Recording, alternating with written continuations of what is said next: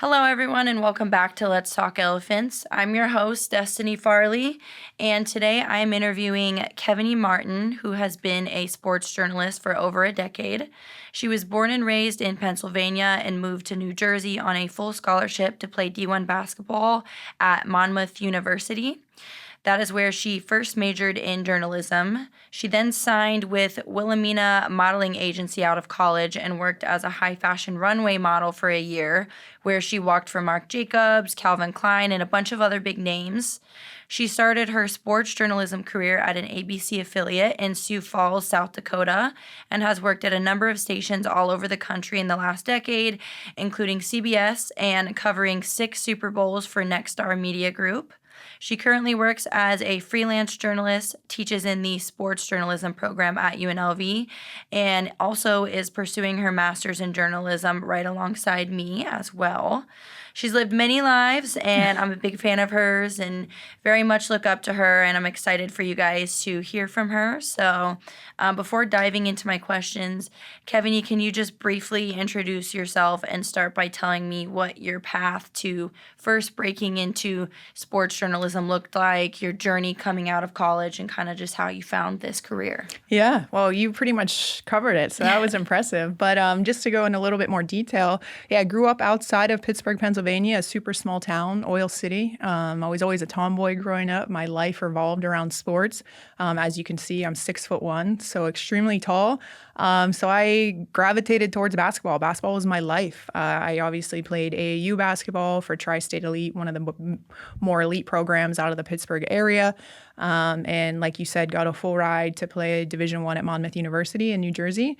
Unfortunately, my body had other plans. I suffered 6 total knee injuries. I couldn't think of the word. Knee injuries, 6 total surgeries from my senior year of college through my senior year of high school through my senior year of college. 3 ACLs, an MCL, PCL, 2 meniscuses, partially tore my patella tendon. So yeah, my knees are pretty robotic right now. I have a plate, a couple screws. But what's funny is now they're healthier than ever. I run a lot. So I'm like, where were you when I needed you? But anyways, I realized pretty quick that basketball, playing it at least, wasn't in my future. Like you said, I majored in journalism. What's interesting, though, is I majored in print journalism. So I wanted to get into the print industry. I was the assistant editor of our student newspaper, sports editor, and I come from a family of writers. My mom's side of the family owned a newspaper in Titusville, Pennsylvania for decades. So I grew up around writers, come from a family of writers. My dream was to be a sports editor. So I did that all the way up into about halfway through my senior year of college. And someone mentioned to me, have you ever thought about TV? And at the time I hadn't. And we have something similar at Monmouth called Hawk TV to Rebel Report. So I did like a silly little hit, and immediately I was like, this is it. Like the rush I got in front of the camera, and I was like, this is what I want to do. But unfortunately, I had 2 months left of college. So I was like, didn't know anything about the industry, didn't know anything. Put that on pause. Going to school in New Jersey, right outside of New York City. I had been scouted to get into modeling, and ended up signing with Wilhelmina, which is one of the more elite agencies in the country. And we'll dive deeper into that later. But so I modeled for a year and then got into the broadcasting industry. And like I said, I didn't know anything about the industry. Didn't know what a reel was, a package, a rundown. Didn't know anything.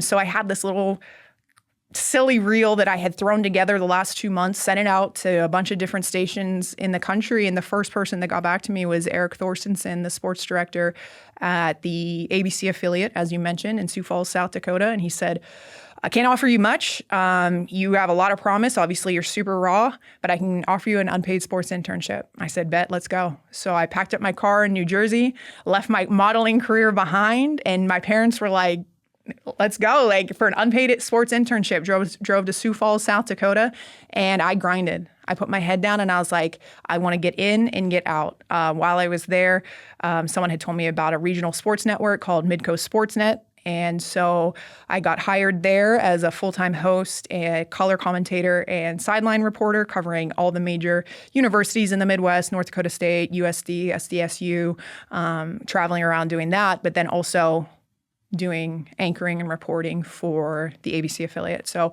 I was there for 11 months, grinded my tail off, and put together a reel that was good enough to get me hired in the top 5 market in the country, San Francisco, for a high school sports show that aired on Comcast Sportsnet California, which obviously is a huge regional network that aired weekly every Saturday. I was a host reporter for that, and that was the jumpstart to my career. Working, I was still in my early 20s at the time. Working in a huge market like that was an incredible experience. I then got more eyes on me and started doing national hits for CBS Sports Network for the NCAA basketball postseason tournaments. And so I was doing national and regional coverage. But when you're that young in a market that big, it is impossible to move up. It doesn't matter how good you are. Those type of markets, Dallas, San Francisco, LA, New York, Chicago, Boston, those are the markets that people go to die, right? Once you get in, you're not leaving. So that was kind of what I ran into at the time. At this point, I had signed an agent, and she was basically like, you have 2 options. You can stay here and grind and grind and grind for, who knows, 15 years, and then finally someone's going to leave or retire. You don't know. Or you can go to a smaller market, get more reps, and work up that way. And that's what I decided. And I got hired at the Fox affiliate in Virginia covering ACC basketball. And I was in absolute heaven. As a basketball junkie, ACC is it. People who are listening, some of you might say SEC, ACC, apples and oranges. But you're covering Duke, UNC, Wake Forest, Virginia Tech, Virginia every single night of the week, right? Tony Bennett was still the head coach at UVA. Buzz Williams was the head coach at Virginia Tech. I got to cover both of their teams. Frank Beamer had just retired at Virginia Tech, so I got to cover his last season. Probably one of the most legendary college football coaches ever. So I got to cover his tail end, and then the Justin Fuente era at Virginia Tech. So I was in there in that market for 2 years. And like I said, I was closer to home. I was happy. I was covering ACC sports. And so I wouldn't say I was end all be all, but I was also still doing national hits for CBS Sports Network. So I was getting a taste of everything. This is also the same time that I started to cover the Super Bowls nationally for Nexstar Media Group, which is the largest media company in the country. They own over 200 affiliates all over the country. So I was living the dream. I was doing it all, local, regional, national. And then the position here in Vegas opened at CBS. Talked to a couple of my mentors, talked to my agent, and I had no intention of taking the job. I didn't know anything about Vegas. I had only seen Vegas on the movies, never been to Vegas for any amount of time. And I was like, yeah, no, I'm good. But after talking to my mentors, my agent, they're like, there's no way you can turn this position down. This is once in a lifetime. You're never going to see this ever again with the Raiders, the Golden Knights, the Aces. This was in 2017. So this was like once in a lifetime. So I ended up signing a 2-year contract. And in my mind, again, it was get in and get out. And here I am, 2025. I fell in love with Vegas. So worked there still again, doing sideline, doing Super Bowls nationally, and then here in Vegas covering, like I said, Raiders, Golden Knights, Aces, UFC, boxing, whatever it may be. And then got into teaching in 2023 and doing a lot of freelance color commentary. So I discovered that my true passion in this industry is color commentary. And it's so hard to not only get into that, like play-by-play and color commentary are just, again, positions you go to die. No one ever leaves those positions. So been getting a lot of jobs, signed with Learfield, which is the biggest college sports company covering all the NCAA.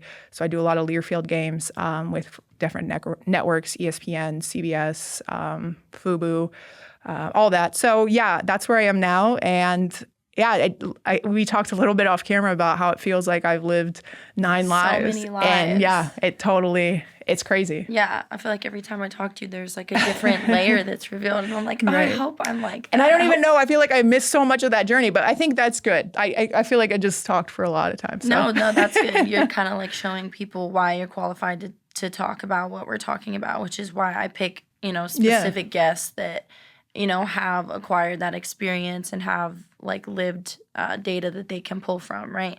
I do want to backtrack a little bit because you just dropped this bomb on me that you were signed to Wilhelmina, which, I've never done really any type of formal modeling, but I know Wilhelmina. That's like a huge agency. And you said that you were scouted by somebody when you were living in New Jersey. Did you get scouted like in New York? Multiple times, yeah. Okay. So when I was in college, like, again, Monmouth is right outside of the city. So a lot of times for weekends, whatever, we would jump on a train and just go into the city and spend the day or whatever. And I had people come up to me and, assume that, I'm 6'1", really, long, lanky, assume that I was a model. And I said, no, I go to college at Monmouth, play basketball. Oh, you should get into it, and that type of thing. And I never really thought anything of it because, again, I've been a tomboy my whole life. Right. So I'm like, yeah, no. But then right around the time I graduated, I had no intention of getting into modeling. It lined up perfectly where a scout from Wilhelmina was like, come in and audition. And so I was like, you know what, I'll give it a try, whatever. And they ended up signing me. So there was no way that I could turn that down. So essentially, I put everything else on hold, like broadcasting, all of that, for it was almost a year. I'd say like 11 and a half. Yeah, it was a year that I was full in modeling. When you say they sign you, so like, I don't know how it is with like when you're legitimately scouted. There's places here, like I've had agencies reach out to me that want me to come in and they want to look at me or whatever. And then they try to sell you like a package of modeling classes for like $2,500. Right. And I feel like it's not a true scouting if you have to pay money. Right. They liked your look. And yeah. Well, originally it was for print, which is interesting because if you know anything about the industry, print and high fashion runway is totally different. Right. So I did a couple print shoots, and then it was actually one of the photographers at one of my first shoots was like, oh, do you also do runway for Wilhelmina? And I was like, no. So I mentioned it to the agency because we would meet like, when they would bring me jobs or whatever, or take me on calls or whatever. And this is where, I told you a little bit off camera. I actually I really haven't spoken publicly about my modeling career.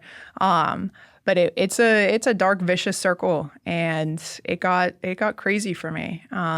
So yeah, I can go into detail with that. Yeah. So I've always been thin, but obviously when you see these high fashion runway models, they are twigs, right? And so I got that idea in my head that where the money's at, print's pretty decent, but high fashion runway, you're making big bucks, especially if you can get in with some big time. Brands, exactly. Yeah. Sorry. Couldn't think of the word. Yeah. And so they're like, yeah. So actually, it was funny. They actually did put me in some runway classes, worked on my walk, everything. And they're like, okay, let's start doing it. So I walked for some smaller brands, did some underground stuff, and then started to get really good.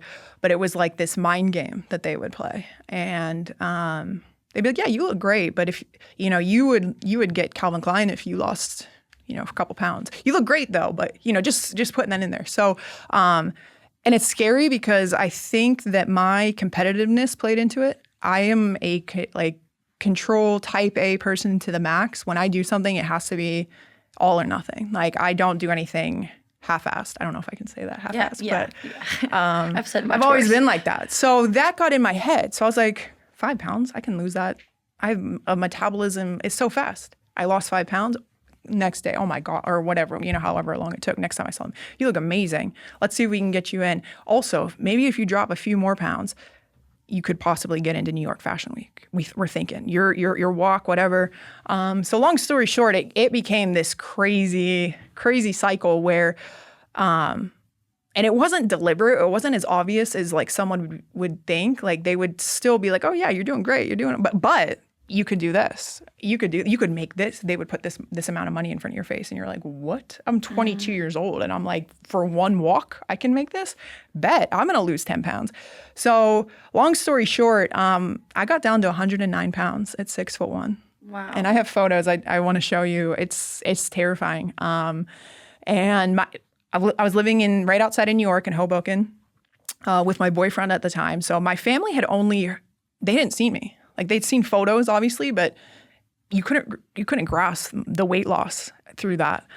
They came out and visited me, and their faces were like, "Hell no, absolutely not. You're done." They pulled the mom and dad, and at the time I was furious. I was making this money, working for Wilhelmina, going in and out of the city daily for jobs.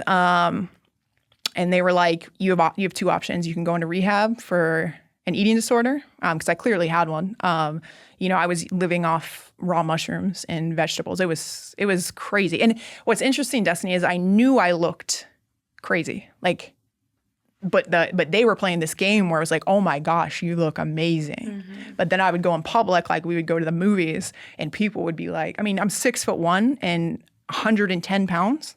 Yeah. Like I looked like an alien. And I knew I looked crazy, but I was so in my head where I'm like, they're telling me that I'm making this money. I must be doing something right. I was exhausted. I remember, this is getting really deep. I remember going, because I would take the subway or take the train into the city, and then you'd have to walk up these flights of stairs into New York. I could barely walk up the stairs. Like that's how, like, as an athlete, that's crazy to think, right? So that's basically, my parents were like, you're done. Like you're out. I don't care how much they're paying you. They basically shut it down like that. And so I had no other option but to basically get into the broadcasting industry. So I said this to you before the show. I mean, if you really think about it, like obviously my parents and everyone stepped in and were like, no, you're done. But like, if I didn't have the TV industry to fall back on, I don't know what I would have done. Because I literally left the modeling industry and went headfirst grinding in the TV industry. Mm-hmm. So again, that's kind of like my personality, but a switch flipped inside of me where I was like, all right, modeling's done. I'm going full force into TV. So you said you were 22 and they didn't really see you that often because you were living with your boyfriend at the time? Outside of New York. Did he say anything? Yes. So and again, I was like playing this game, right? So I would see his family, him, they would all be like, yo, what is going on with Kevaney? Like, I mean, I played Division I college basketball. In college, I probably weighed 145, 150. Do the math. That's 35 pounds in a matter of months. Just dropped. So they were like, is she sick? What's going on? I remember my boyfriend's mom was like, she sat me down. Like, people were worried. But I would play these mind games where I was like, no, everything's okay, right? This is just the industry. And I'm making all this money. Like, I would play it off like nothing was wrong. Meanwhile, like, I couldn't even walk upstairs at the subway station. Like, I still remember feeling that, like, that hopelessness feeling of, I have to walk up these stairs after I get off this subway. Like, which is so wild, to think as an athlete. But it was such a mind game because then you show up and they're giving you all this praise and you're seeing this money come into your bank account for walking, for whoever doing this shoot. And so, I wasn't in the industry for long enough to really have a strong opinion about it. I have a friend from high school that got really high up in the industry and she had a similar experience. But yeah, I think that the stereotypes, unfortunately, that a lot of people have, especially the high fashion industry, are true. And again, I was in it for a year. So, there's models that are way, that have been at longer, bigger things. But, and that was just my experience, right? So. How did your parents, like, if you're 22 and you're living on your own and you're fully independent, how did they say you're done? Did you just listen to them and you're like, okay, yeah, I actually do need help? I knew I did. Okay. Yeah. I mean, when I show you the photos, like, it's terrifying. Really? It was, it's crazy. So I think it was kind of like, it was like a relief in a way. It's like, it's over. I can literally, like, I just needed that validation. And it wasn't like I wasn't getting it from my boyfriend or his family or whatever, because they were like, what is going on? But like, It's different when it's your parents and they're like, absolutely not. Nope. And they didn't care that I was 22. Like they were like, no, you're done. Like, you are done. Like, we're either that or you're going into rehab for an eating disorder. So it was kind of that. It's so interesting to me because I have a similar personality. Like, when you describe type A, perfectionist, like, have to be the best at everything. Like, I graduated as a valedictorian in high school, and then I graduated with a 4.0 summa cum laude again in college, and I wanted to give this speech at my commencement ceremony, and so I submitted my speech, and it was a competition, and they picked my speech, and it's like that mindset, it really can be really toxic. Mm-hmm. There's so many ways that it benefits you because you do outshine everybody. Mm-hmm. But I feel like when you're wired that way, you lack the ability to have balance and to do things in moderation. There's like nothing that's done in moderation. Everything is 100%, and that gets so exhausting. And especially when you're young and impressionable like that, and you haven't like figured out who you are, how to navigate this personality type, or you haven't realize that you don't have to be the best at everything, or, not everything maybe deserves 100% of your energy, because then something's got to give somewhere, Yeah. So it's interesting, because most people think of that mindset as being so, like powerful, but I feel like when you're young like that, it makes you kind of got lost in the competition. And Exactly. No, I'm glad you bring that up. Because that's taken time for me. Obviously, I'm 10 years older than you now, in my 30s, and I can kind of sit back and, you mentioned like, and it, not only are you like, you're never satisfied, but like even when you do your best, you're like, it's not even. It's just the standard. Yeah. It's like you get it back and you're crazy. like, okay, on to the next thing. Yeah. There's no dopamine. No. That's why it becomes a cycle, because normally when you have accomplishments like that, you get a dopamine hit. But when it's almost like, oh no, that's just like what needed to be done. It's like the same as brushing your teeth. Yep. What's next? Yeah. You don't get dopamine rushes from brushing your teeth. To me, performing at that level was the same thing as brushing my teeth. Exactly. It's so crazy to hear this, because like, talking to, just people in general, they're like, but you won an Emmy or something, whatever it is. And I'm like, yeah, but what's next? Like, who cares? That was yesterday. Like, I had like, and again, like, I'm kind of jumping ahead here. It's definitely, as you mentioned, I'm in a professor role now where I oversee students who are getting into the industry. And I tell them they kind of have to have that, it's not psychotic, but that tick to them to make it in this industry. Because if you don't have that, it will eat you alive. It will swallow you up. Like, that's how competitive it is. So yes, it's definitely helped me to get to where I am, but it's also like, it's so hard, because I know you can get this, like looking back now too, at the age that I am, it's like, man, I wish I would have enjoyed that more, or I wish I would have reveled in that more, because I deserved that. Right. But even now I'm like, no, you didn't, like it's funny. It's a constant, I know. It's just it like is a what part it is. of your identity. Yeah. So leaving modeling and going into journalism, right? Especially broadcast journalism, where you're in front of the camera, it's still an industry that is heavily focused on your appearance. Maybe not as intense as where you just came from. How did coming from an experience or an industry where it is so heavily focused on your appearance prep you for sports journalism or being on camera there? Did you felt like you had thicker skin? Were you not as hard on yourself because of where you came from, or what did that look like? And what's interesting is I rarely, if ever, have talked about my modeling career publicly. So like, no one's ever asked me that question before. So I've never really thought of it that way. And it 100%, like, when you're in the industry, and, I have so many friends in the industry, especially females, that, people comment on appearances all the time, whether it's weight or hair or anything. And especially now in the social media age, where you can hide behind, the keyboard warriors, whatever. And, Joe Schmo, who lives in his parents' basement, can, comment on my friend's Twitter post or X post about her looks when she's talking about the Cubs. It's like, would you do that if it was a guy?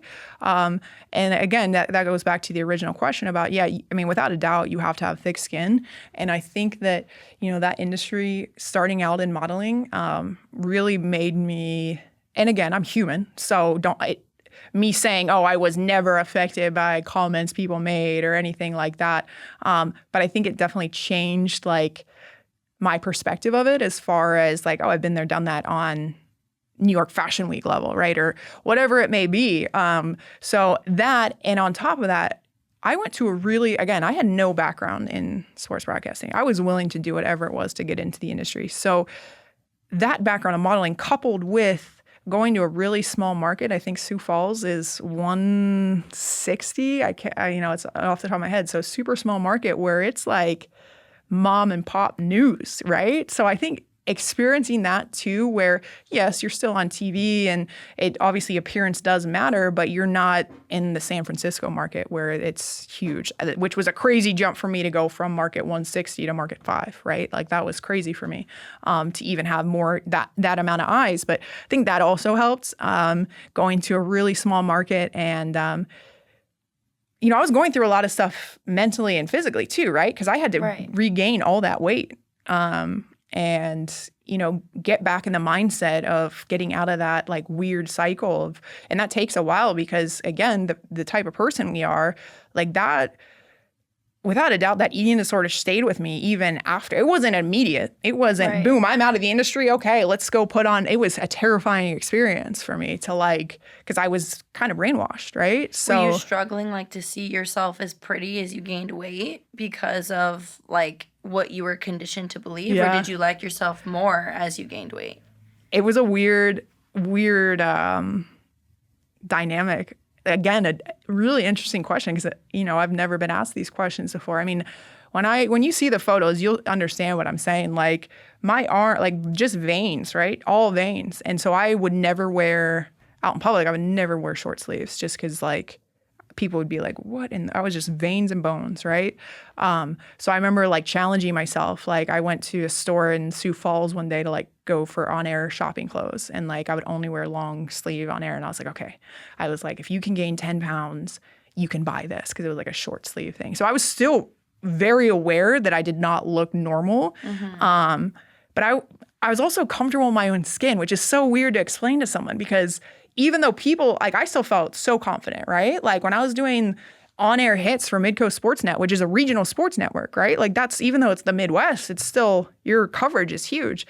I knew I looked skinny, but I felt comfortable, and I don't, so it's kind of hard to explain. Well, maybe because you were doing what you wanted to truly be doing, and you were on your way up. Exactly. Yeah. So do you remember your first, obviously you came from probably one of the most extreme industries when it comes to people picking apart women's bodies. But even in sports journalism, which is a male-dominated field, so it's a little bit of a different dynamic. In fashion and high fashion, you have people that are, I don't know if you would say in charge of you, but people that you report to and that are helping you get these gigs who are coming to you saying, oh, you should lose this weight so you can book this, whatever. In sports or in sports journalism, when it's a male-dominated field, I feel like it's a little bit different where you have to worry about being sexualized or the male gaze or, especially as a female sports reporter. Do you remember any experiences where you've been sexualized or men have made comments about your body, or even if it's not something outright sexual, if you've just noticed a lot that, people talking about you being pretty or your face or your body, whether it's by colleagues or fans or, athletes themselves, what has that experience look like? It's a great question. Without a doubt, I don't think,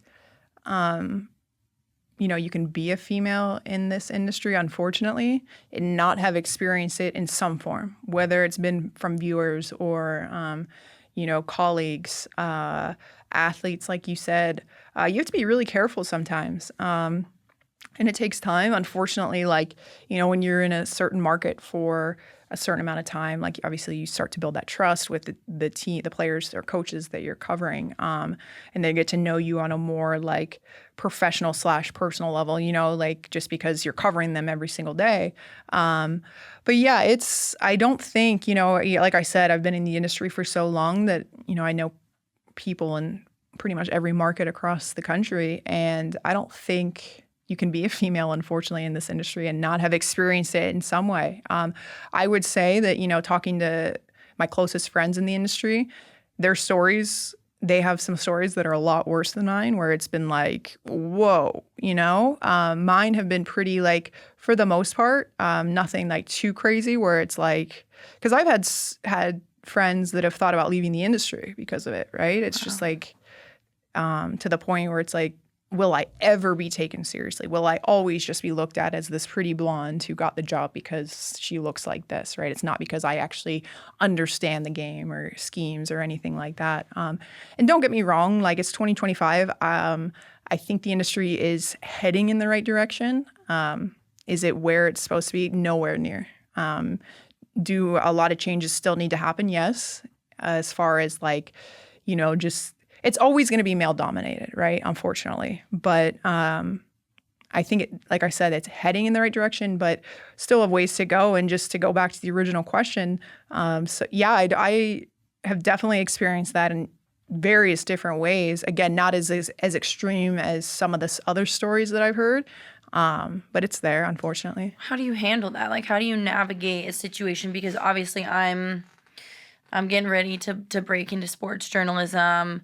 I've worked in some different industries as well, like having worked at the club, right, as a bottle girl. That is such a hard stereotype to break, and a lot of, to be honest, to be fair, a lot of the stereotypes about those type of girls are unfortunately true. Yeah. But, that's what I did to pay for my bills and pay for school, like while I was in school, and it was a great job for that. You are working in a bikini, and so you are literally sexualizing yourself to essentially sell bottles and make money, and it's a very superficial industry, right? So kind of have thick skin from that as well. But, I'm breaking into more like my career now, and I do have a lot of things to say, and I feel like I'm educated and I've worked hard to get to the point where I'm at. So I've seen issues as I'm trying to break into this industry with someone not taking me seriously. And they don't even have to say it. They don't even have to outright come out and hit on me. It's more just like in the way that they'll give me the runaround and that's worse, to be honest. Yeah, like, I would rather you just directly hit on me and say that you actually don't care about anything that I'm saying than waste my time and make it seem like you're interested in what I'm doing or my so there's like disrespect to that too. Yeah. It's like, this is my job. Like however you feel about being interviewed by a female sports reporter, that's one thing.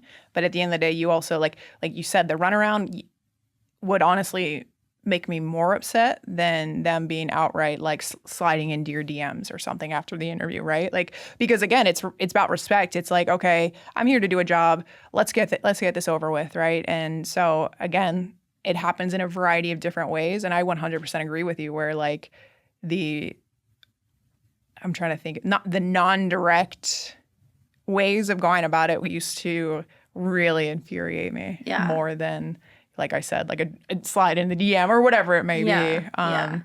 Not that either of them are acceptable, but 100%. And I feel like, I don't know, I feel like we're in a unique position as women because, and we've had this conversation before, but so there is truth to the pretty privilege, right? There are opportunities that I believe that I have and access to people that I've had access to because of how I look naturally, because they're male, I'm female, I present a certain way. Like, I understand that there's certain people, like if I'm trying to interview an athlete for, my thesis or whatever I have going on, and I send a raw DM on Instagram, a lot of times they respond. Right. But again, it's not because they're actually interested in my thesis. So it's this weird this like I almost feel like I'm in limbo, or this weird gap, like this gray area where it's like, okay, I'm reaching out on Instagram, knowing, to be frank, knowing damn well that how I present is probably going to help me get a response from this person, right? But then also having to set that boundary at some point and be like, okay, listen, like I get it, but like, this is what I'm really trying to do. This is not what it's going to be. Like, I'm not going to sleep with you. That's not why I'm doing this. I care about what I'm doing. And do you care about what I'm doing? And do you want to participate in it? And I've run into issues where they've been like, no, yeah, I really respect what you're doing. I really like what you're doing. And you're like, and then as soon as it's like, week after week after week of hitting on me or, doing this or that or making that comment and I still haven't slept with them, then all of a sudden they're hard to get in touch with. Yeah. Then when it comes time to do the interview or book the date, it's like, oh, sorry, yeah, I'm busy. I'll get back to you, blah, Right. blah, blah, blah. Yeah. And it's weird because you have opportunities as a woman that maybe other people don't have, but then that also comes with just another obstacle in being taken seriously or being sexualized.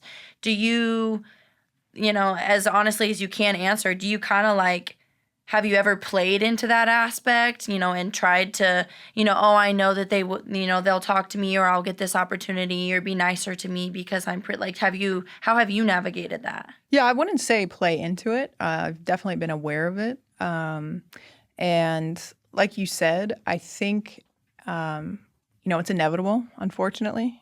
But what I've noticed is that your reputation in the industry speaks for itself, right? So eventually, you're still so young, you're still breaking into it. Eventually it will be known, like, yeah, she doesn't play like that, right? Like, she's here for business. And it also helped, right? So I worked for, CBS and Fox and affiliates, right? So, having that tied to it too, it's kind of like they have to do it because, it's like, okay. But again, I think you make a great point where it's like, you're kind of in limbo where, especially when you're out, let's say, for instance, for your thesis or for if you have your own, company and you're just trying to build your own following, right? Because that's huge now. Content creators, like, that's their whole thing is like they're their own PR. They don't have like a CBS or something to tie to their name. So they're, doing, sliding into DMs to get interviews and stuff like that. So it's tough because that's not necessarily like the industry standard, right? Typically you go and like your assignment desk editor will reach out to so-and-so. You definitely set up your own interviews, but it's just, when you get to the networks and stuff. But I think it comes with just time. Unfortunately, it just comes with time being in the industry and earning that reputation of, number one, this girl knows what she's talking about.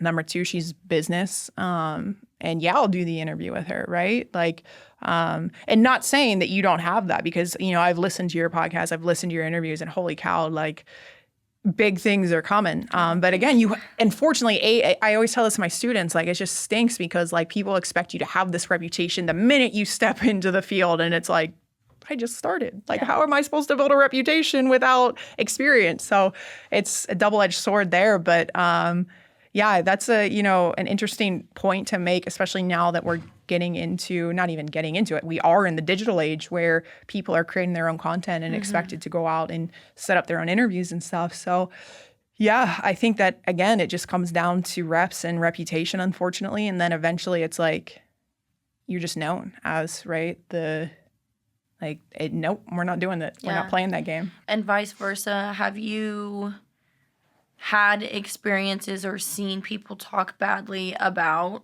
like other female reporters or like if they are sleeping with multiple people, which I'm sure happens at some point with some people, does it become like known? Yes. Really? Yeah. It's crazy how small the TV industry is.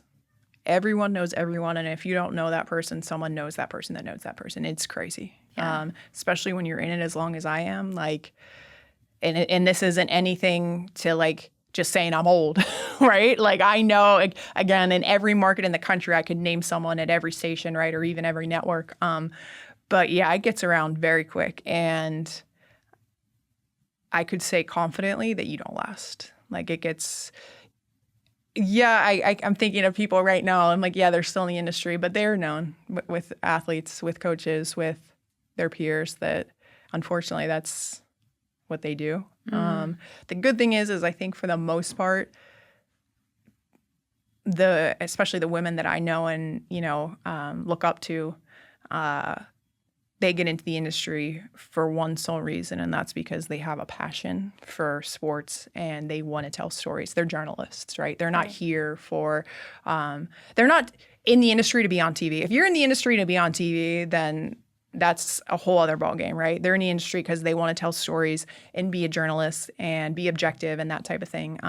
So I think for the most part, there obviously is a standard in the industry and people do follow it. But again, there's always those every once in a while you come across and the names are known and they don't last long, I don't think. Interesting. Yeah.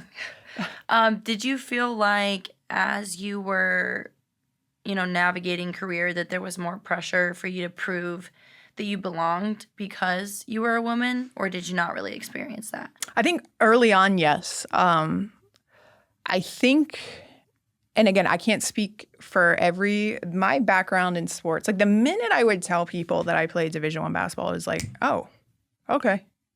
Like, and again, it was just a weird, like, even in like football locker rooms, like, you're tall. You must have played college. Yeah, I played college basketball. Oh, okay. Like, it's like, I don't know what it was. But even with that, like definitely as a female, especially in, NHL locker rooms, NFL locker rooms where it's clear you didn't play the sport. Yeah, I would say. And I don't know if it was like just in the back of your mind, like, okay, they don't respect me. I got to earn the respect, right? Just because I'm a female, I can say confidently that like no one's ever said anything directly to my face that made me feel like I didn't belong. But again, it could be as much as like a look or, mm-hmm. And I've been in the industry long enough that unfortunately it's inevitable. But I think again, it's the reputation. It's getting your name recognizable by your peers and being like, oh, she's legit, right? She understands the game. She's telling quality stories, that type of thing. So yeah, I can't say like a specific instance that's sticking out to me in my head where I was like, oh, this is where I felt disrespected, right? Mm-hmm. But yeah, it definitely happens, unfortunately. Well, do you feel like, what about like your identity as a woman impacting the types of stories that you get put on or assignments? Oh, yeah. I have a really good story for that. So like you mentioned, I covered 6 Super Bowls nationally for Nexstar Media Group. And how they do it, they essentially, Nexstar owns, 200 plus affiliates. So that's what you have 4 anchors, reporters per affiliate. I mean, that's a couple hundred sports anchors and reporters, and they pick a pool of 6. So it's like pretty hard to even get eyes on. So, and once you get into that, they kind of just bring you back Super Bowl after Super Bowl. That's kind of how I covered 6. But long story short, two reporters on the night shift, 2 reporters on the midday shift, 2 reporters on the morning show. And for the first 3 Super Bowls, it was always 4 guys and 2 girls. Myself and my female counterpart were always put on the morning show shift. And when you get that first call that you're covering the Super Bowl nationally for Nexstar Media Group, you're just elated, right? You're like, yes, let's go. But then, after you do a couple, you realize that, oh, they're putting the females on the morning shift because what's morning news? It's fluff. It's, they like to have fun. They do cooking stuff. They do, feel good stories. Morning shows are like turn on any morning newscast in the country and that's what it is, right? It's not hard news. It's not play-by-play. It's not that type of highlights. So, we came to that realization where it was like, wait a second, yes, it's an honor to be here, but they're also putting us in a box and saying, okay, let's put the 2 females in the morning so they can have fun banter with the anchors, and we'll leave the guys to the actual plays and schemes and, breaking down what the Patriots have to do to win the Super Bowl at the 11 and the 6, right? Because that's what's expected. It's in the sports blocks. So I remember, I'll never forget, like once, year 2 on the morning shift again, year 3 morning shift. And that was when I started to get really confident because I'm like, I know I belong. Like, I've been doing this now. And I'll never forget when they called me for the 4th Super Bowl, Alyssa and myself, we stood up for ourselves. And because Jerry was like, all right, so we got our team in place. Kevaney, Alyssa, of course, as always, you're on the morning show. And I was like, no. I was like, we've earned it. We want to be in the midday spot. We want to talk the game. We want to break down, quarterback matchups or whatever it may be, defensive schemes. And he kind of was like, okay. And we got put, and sometimes I tell my students that sometimes all it takes is speaking up, believing in yourself, mm-hmm. right? But again, it was one of those things where, and Jerry's an amazing man. For him to give us that opportunity year in, year out, it's incredible. But he probably wasn't doing it intentionally. Right. He just saw, it's just a subconscious thing. Just a subconscious thing. They can talk what the players were wearing at media night, those style. What do they expect them to wear? Are they going to be in, what designer are they going to be wearing into the Super Bowl? That's what we were expected to talk about in the morning shows, because that's what, they want.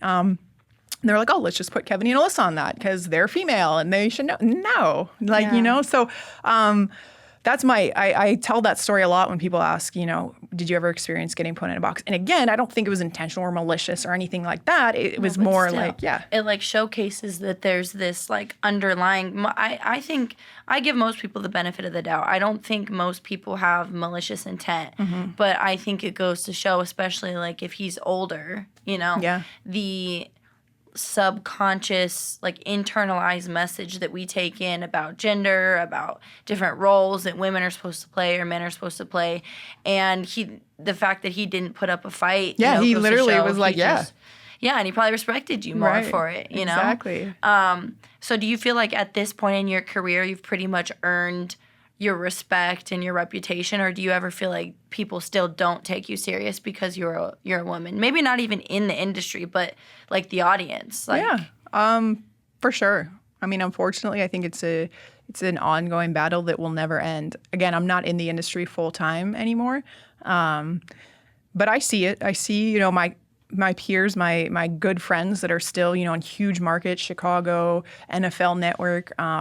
That, I'll see comments on posts that they make of them, and I'm just like, they're still dealing with this? What? So yeah, unfortunately, I think there's always going to be, whether, it is from the colleagues or whatever. I think, especially viewers, there's always going to be a crowd where it's like, that's a female. She shouldn't be on the sideline of a NFL football game. What does she know? Oh, she's just there because she looks good, that type of thing. So unfortunately, yeah, there's always going to be that kind of audience. What does respect look like in this field, and how do you know when you've earned someone's respect or the industry's respect more broadly? Do you mean respect from your peers, respect from players and coaches? I guess general? All the way around. Yeah. When can you tell that you've built rapport and you're someone that they genuinely take serious?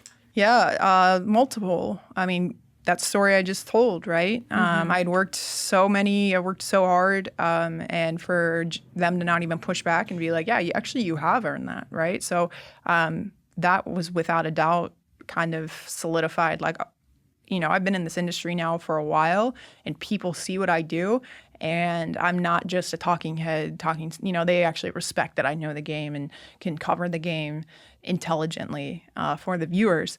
That's definitely a huge example. I think when, and this comes with being in a certain market, especially if you're doing the local scene, if, when you request an interview, a lot of times it goes through the team's PR, right?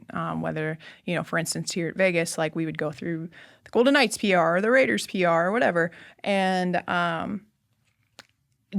a lot of times the PR person will go, let's say, I request a one-on-one with a certain player.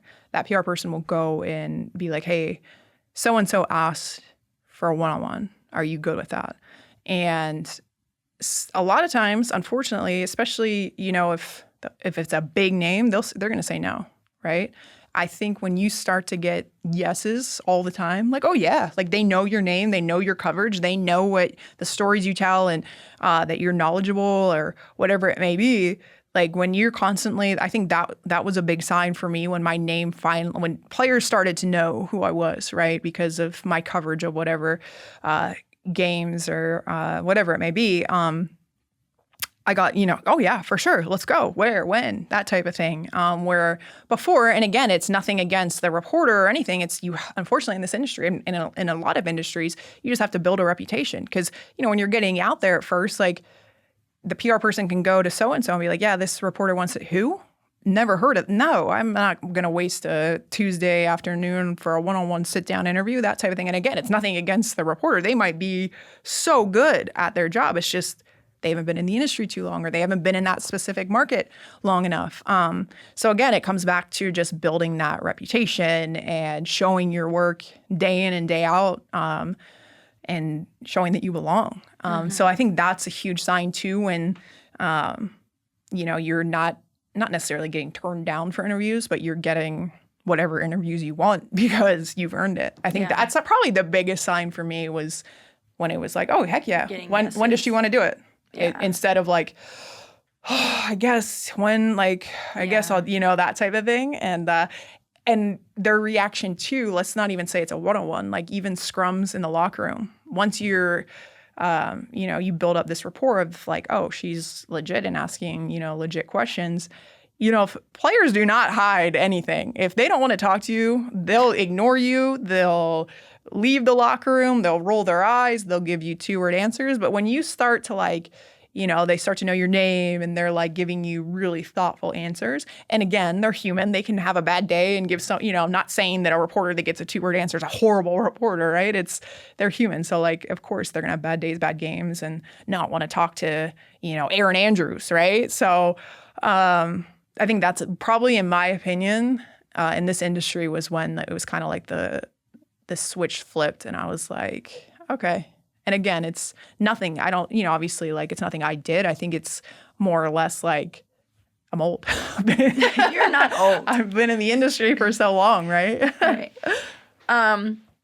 So by and large, was your experience with sports journalism and breaking into that industry positive, or did you ever have, moments where you were questioning your decision to pursue that kind of career, any sort of bumps in your career that made you feel like, oh, maybe I'm not supposed to be doing this? Oh, without a doubt. Being in the position that I am now as someone who's helping these 20, 21, 22-year-olds get into the industry, I tell them straight up, this has to be your whole life, unfortunately. If you want to make it in this industry, like, yes, there is other ways to go around it, right? If you're happy in market 150 for the rest of your life, you get your job there and you just stay there and become the sports director, like that's one thing, right? But if you, especially the way, it's funny, look at any broadcaster's resume and it is 2 years here, 2 years here, a year here. To any other industry, that's a red flag. It's like, oh my God, why is this person jumping around so much? But in the broadcast industry, it's common, like, because it becomes, and it's draining. It becomes this me, what's next for me? So you pour your whole life, your personal life, your family life. You're never home for holidays. I mean, think about it. Like the NFL and NBA, Christmas, Thanksgiving, birthdays, anniversaries. You're working, right? Especially when you're first getting into it, because you're the lowest on the totem pole. You're saying yes to everything. You're saying, I'll never forget the first time I anchored a live sportscast was on Christmas Eve and Christmas Day in Sioux Falls, South Dakota. And I was ecstatic because I was on live television. I was probably 2 people watching on Christmas, but I didn't care. I was like, let's go. And that's because, number one, you have to earn that. But 2, no one else wanted to work that, right? So, yeah, I mean, it's a dream to work in the industry, but it comes with its challenges where you have to be all in or you're not going to make it, right? You have to,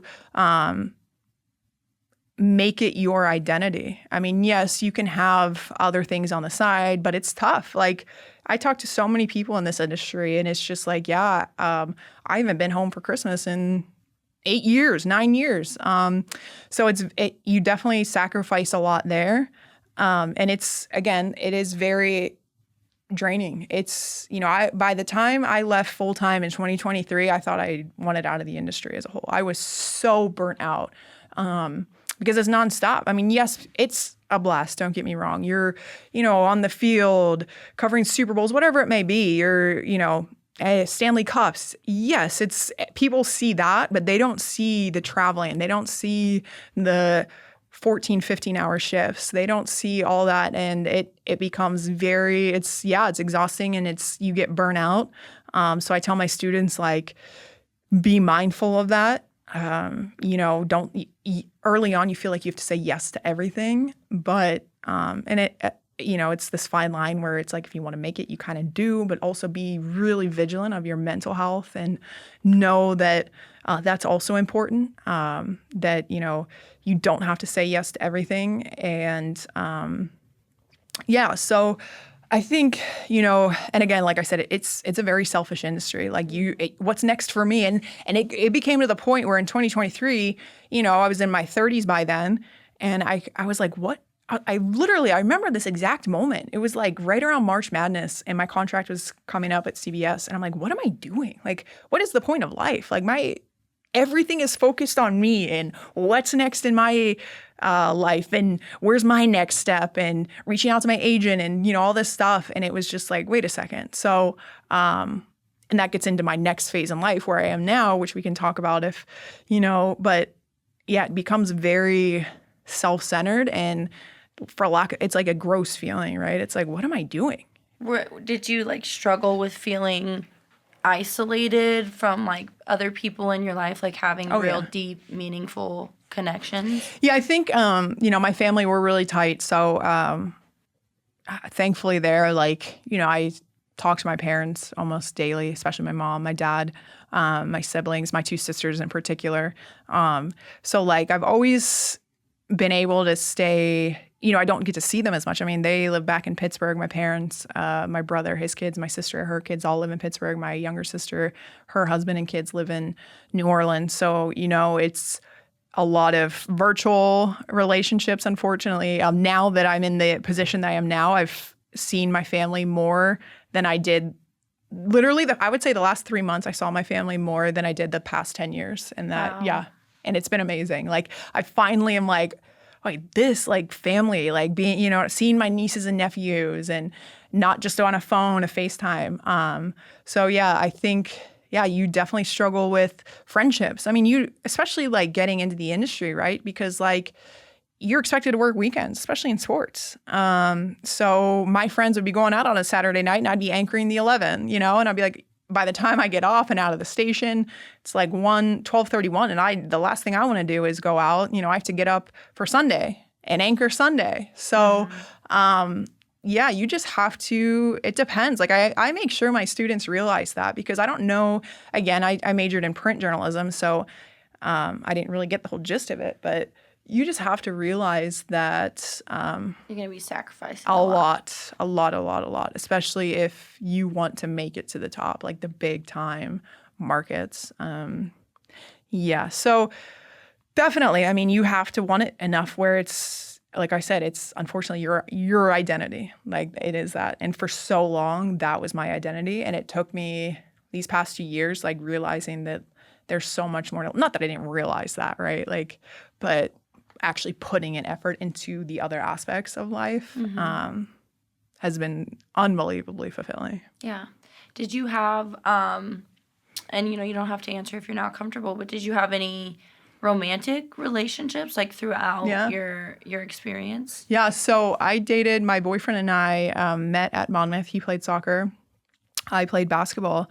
And we were together up until 2022. Wow. And, we never, we consider each other partners at that point. You're not like boyfriend, girlfriend. We never wanted to get married. It just worked for us. Incredible guy. Obviously, like, it's interesting too, how that breakup came into play. Because if you think about it, like, he's an incredible guy, right? He moved all over the country for me. That's how we were able to stay together. Through all my moves, he made it work, right? And whether it was South Dakota, the Bay Area, Virginia, Vegas, wherever I was, he was able to make a living. He owns his own company, work remote, and that's how we were able to last as long as we did. And what's interesting is we were together up until 2023, right when I left the industry full time. And what's crazy is we didn't realize how much we had both changed because specifically me, I was so just head first into my career, right? So like whenever we had time together, it was typically vacations, right? So you have this, like, you're going to this place and you have all this stuff to do and all these distractions and you're going there and all this stuff, or going home to see family. And yeah, we were together like on weekends and stuff, but like when I left the industry full time, I realized I'm not the same person. He's not the same person. And now that we have all this time together, I'm like, yeah, this isn't going to work, right? So it was interesting because when we did break up, everyone was shocked because we were together for so long. And everyone was like, wanted this like juicy story, like what happened, all this stuff. And unfortunately, there wasn't anything. Like, we're still really good friends. Just saw him today. We share custody of our dog, which sounds crazy. Our dog is our life, but he lives full time in the Bay Area, and we did a swap today. He took the dog for 2.5 weeks, and yeah, we share custody. But so yeah, we're still really good friends. But I think I just realized that I was so distracted by my job, and whether I wanted to admit it or not, that we were growing apart. Like, I was like, oh, who cares? I can put that on the back burner, right? I got this. And then once it was front and center, when I left the industry full time, I was like, yeah, no, this isn't it's not healthy for either of us. And it's unfair for either of us to try to continue to, mask the obvious that, like, we're just no longer compatible. So thankfully, I will say that, through the decade plus that I was moving all over the country at the drop of a hat, he was right there with me. So that was incredible, because a lot of people don't have that, right? It's either like the ultimatum. It's like, okay, you either do your job or you're with me. So I will say that thankfully I had that through a majority of my career.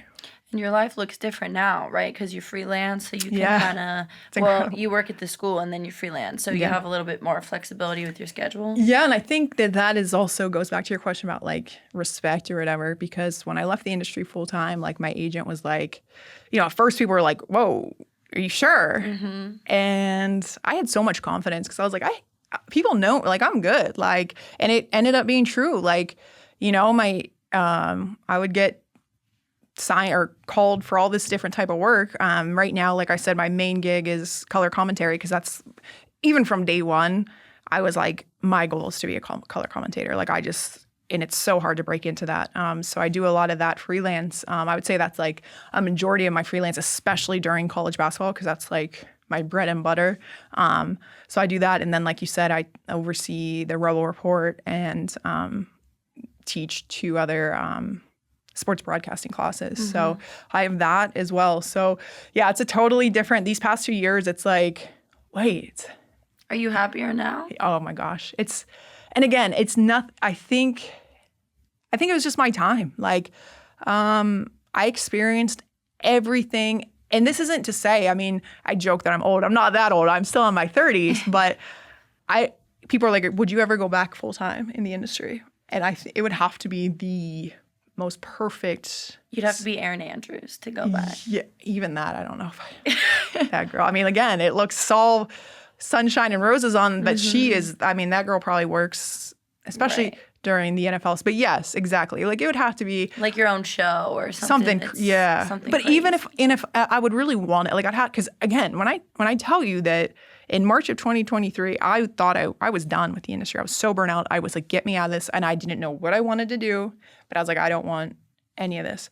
It's so weird how things just work out. I met Dr. Stoker once, 2 years prior, maybe a year and a half. There was an all-girls women in sports broadcasting panel at UNLV, and I was a part of it.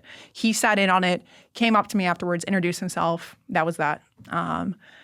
When I left full-time in the industry, he reached out to me randomly via email and was like, hey, just curious if you, I can't remember the exact email, but along the lines of, have you ever thought about teaching type thing? And I was like, oh, absolutely not. What? Yeah. Like, no.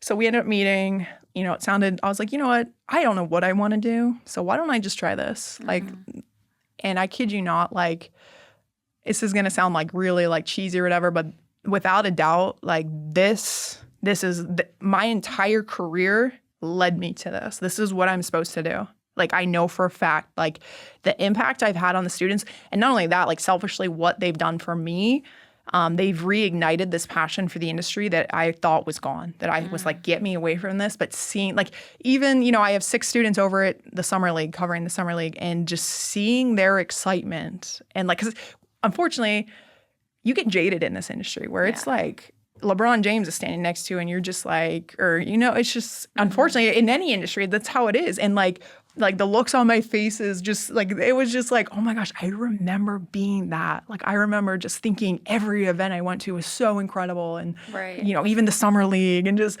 so like being around that like yesterday and like seeing them get their interviews and like me coaching them on the side and being like, what if, this, whatever, even like little things like hold the mic closer, stuff like that. And just seeing them respond and them grow. And even yesterday, I got a text from one of my students. She just got hired as the 6 and 11 p.m. producer in Columbia, South Carolina. She texted me. She's like, I got the job. And I was like, let's go. Like, it felt like I got the job. Yeah. Like, I kid you not. So, well, and I texted you the other day. Yes, you too. I mean, girl, like, I kid you not. I was driving when you sent me that text and I like swerved. I was like, yeah. Like, I felt like, I was like, and you helped me with that. I love that you say that because I mean, again, I told you this. I said, no, the Raiders hired the best candidate and you. Yeah, but I definitely make sure to be like, oh yeah, Kevaney. Yeah, Kevaney gave me the game day pass, And then Cam's like, oh yeah, Kevaney. Oh, I know Kevaney. Will's like, oh, Kevaney. Yeah. So yeah, it definitely, it helps. And that's where I'm supposed to be right now is impacting. Giving back. Yeah. And I feel like so fulfilled. I don't know, like you said, I'm getting my master's because I like it so much that it's like, okay, if I want a future in this, it's like you have to have a master's at the least, right? To continue growing in higher ed.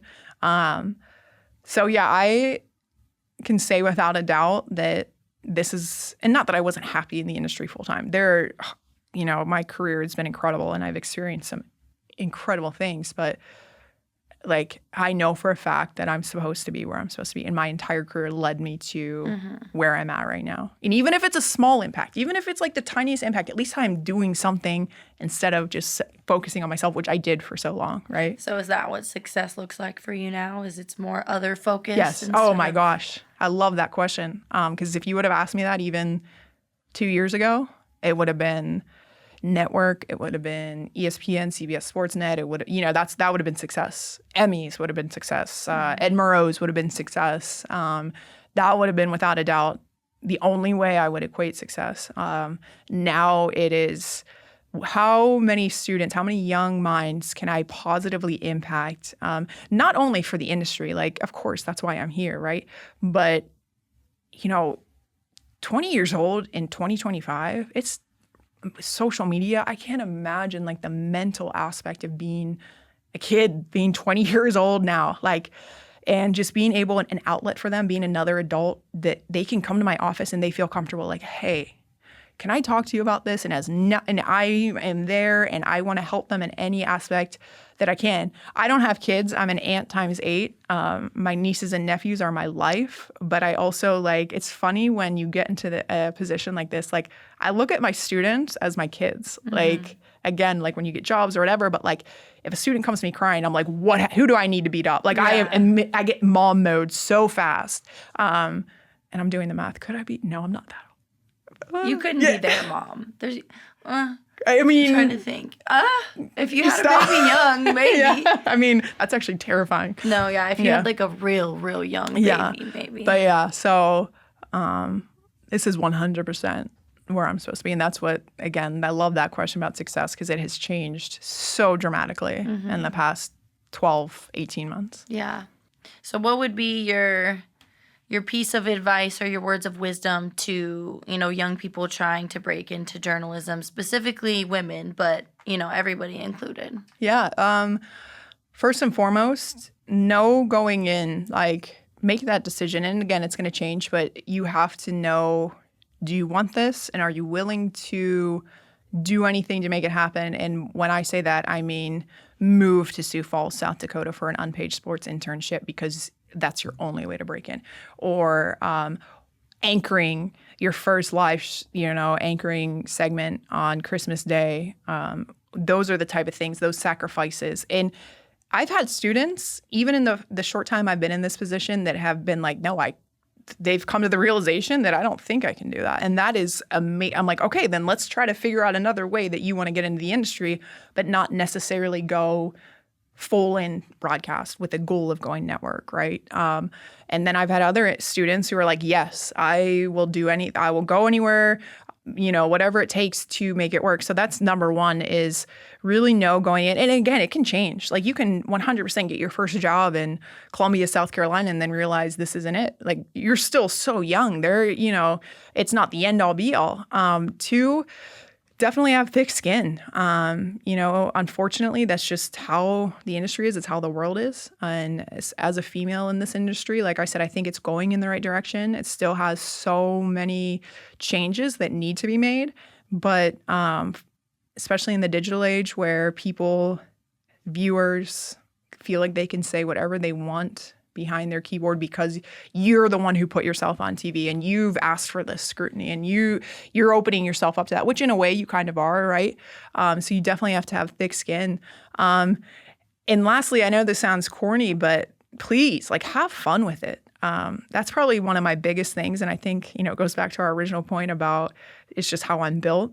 But I go back and I look at my journey and I'm like, man, like, those times in Sioux Falls, South Dakota, when it was just me and a bunch of other 20-year-olds trying to make it, and we were scrounging around pennies to go get a drink after work or whatever. It was just like such a beautiful time, right? And at the time, the only thing I could think of was get me out of Sioux Falls, get me to my next job. Same thing with the Bay Area. Same thing. It was always what's next. And I know that's easier said than done, but enjoy the journey. Like, enjoy it as much as you can. Those little moments. Be present. Those big time interviews. Like, at the time you're like, oh my God, yeah. Like, you're never going to get that experience again. So I love that. Yeah, be present. Enjoy it, because it definitely goes fast. Like, going back, like, holy cow, I really feel like I've lived forever. So yeah, that would probably be my main three points. That's amazing. Thank you. Is there anything else that you wanted to cover that we didn't already touch on? No, I mean, this touched a lot of bases. Yeah, this has been incredible. I really appreciate you having me on here. Again, like, some of the stuff I don't think I ever spoke about publicly, which has been cool because I'm happy you did. Yeah, some of the questions I was like, you know what, like, I've never been asked that, but that's because I've never been put in the situation to be asked that. Yeah. Well, this is why this is the type of journalism I like to do. Yeah. Like, this is what gets me going and what I'm passionate about. So I don't really know where my market is yet for something like this, but I feel like this is what I'm supposed to be doing. 100%. It's a good feeling. And you have you have that it factor that people search for, but some people it's just ingrained in, and you have it without a doubt. Like, thank you. Big time. I appreciate that. It means a lot coming from you. All right. If you guys have any other questions for Kevaney or want to continue the conversation, I will have her contact information available on my social media channels, and I will see you all again in 2 weeks to talk more elephants.